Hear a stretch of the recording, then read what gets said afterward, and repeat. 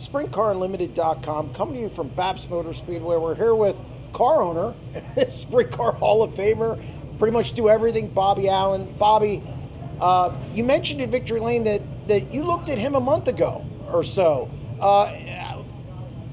Tell us a little bit about that. You said you also have a list of drivers. I had a lot of people call me, a lot of people text me, and I looked at a lot of drivers over. And what I actually do, without hurting no feelings, I look at the weight of the driver, I look at how much he's ran, how crashy is he. You want a driver that drives on the edge but not over the edge. And I know it's kind of a fine line. You got to look at all that kind of stuff. I want a driver that drives smart. And I called a few people up. He only really mainly has run midgets for Keith Kuhn, Tanner Torgerson, and run some 360s, a few 410s races. But everybody I talked to him on it, they said the kid's good, and he only bet a Nerf bar last year. That's not a bad reputation. Now his reputation, he got threw out of a midget into Chili Bowl, but I was there. A guy drove straight into him and crashed him. That's a different story. So anyway, that's my pick. I want a driver that's smart, that drives on the edge but not over the edge, and that really, I don't have a trucking company, concrete company, any kind of company. My business is racing, so I do everything business-wise. And we're lucky to be able to do it. It's always by the skin of my teeth.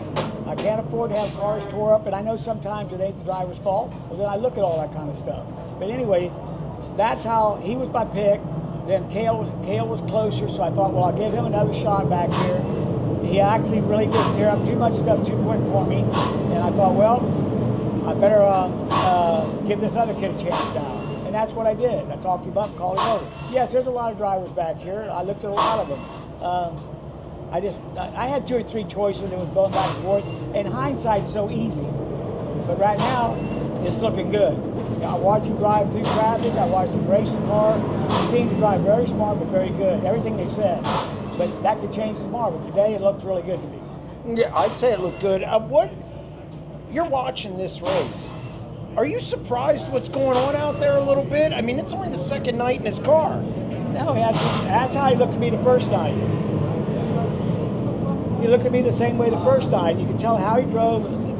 That's why we brought him in now to run this weekend mainly, because we're going to Eldora next weekend with the big boys, and then we're coming back here to run Lincoln and Williams Grove. So I thought we needed a little bit of a tune-up. Last night he qualified good. He ran good in the heat.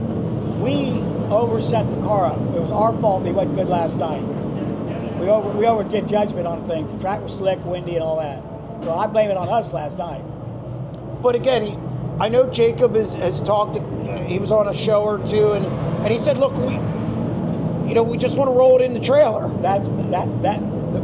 The win races or make money with a race car, it has to finish. It can't blow motors. It can't crash cars, and you also got to be able to drive it right accordingly to the people you're with. That's one thing with him right now. He said he don't know these drivers yet, and that's a little bit tough too. So he's learning that too, where to go and what to go. And I actually thought we were actually pretty good here, because our car's good here.